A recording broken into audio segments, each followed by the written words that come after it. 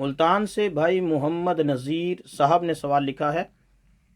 وہ لکھتے ہیں کہ مفتی صاحب، ہمارا سوال یہ ہے کہ کیا طلاق کے واقع ہونے کے لیے بیوی کا سامنے ہونا ضروری ہے؟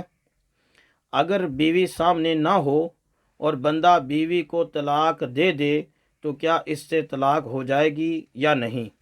محمد نذیر۔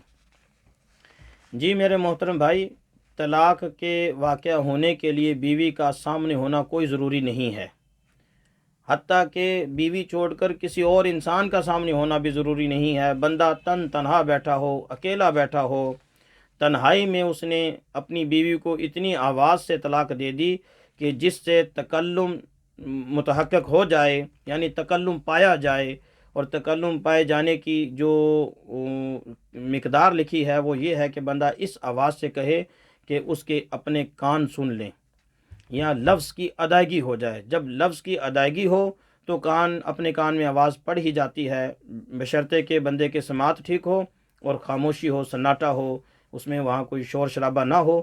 تو تکلم اگر اس نے کر دیا تو طلاق کا وقوع ہو جائے گا، چاہے بیوی سامنے ہو یا نہ ہو۔